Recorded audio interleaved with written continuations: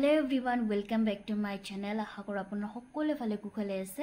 আজি নেমু টেঙাৰ সৈতে মাছৰ ৰেচিপি বনাম আৰু আশা কৰো আপোনালোকে এই ভিডিওটো শেষলৈকে চাব বুলি। মাছখিনিত নিমখ আৰু হালধি দি অলপ টাইম থোৱাৰ পিছত মাছখিনি এতিয়া ভাজি লম।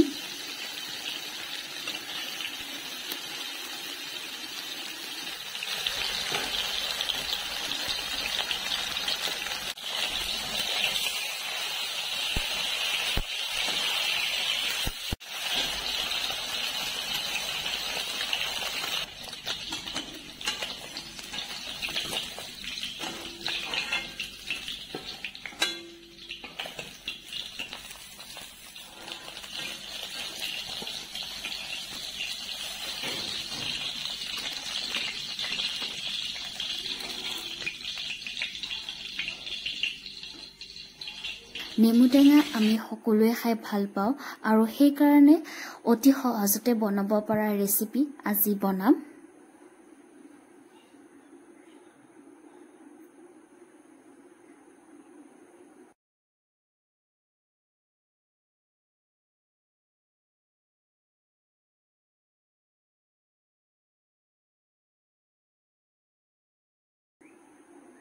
নেমু টেঙাৰ ৰসখিনি এনেদৰে উলিয়াই লৈছো।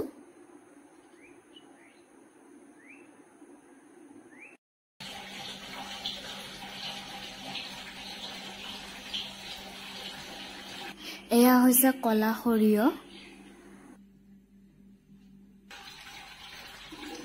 ইয়াৰ পিছত শুকান জলকীয়া কেইটামান দি দিছো আৰু তাৰ পিছত সৰিয়হখিনি দি দিম আৰু ইয়াৰ পিছত নেমুৰ ৰসখিনি দি দিম।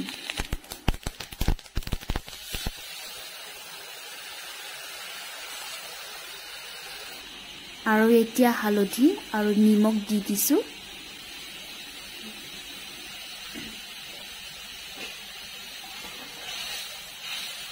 ইয়াৰ পিছত পানী দি দিম।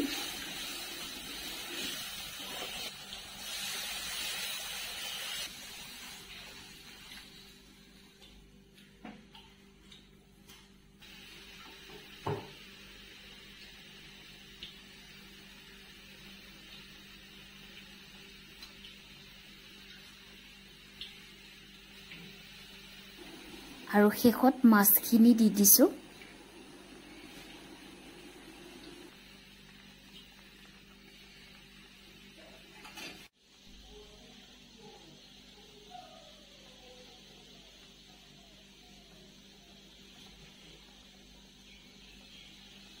আৰু এতিয়া দুটামান জলকীয়া দি দিছো।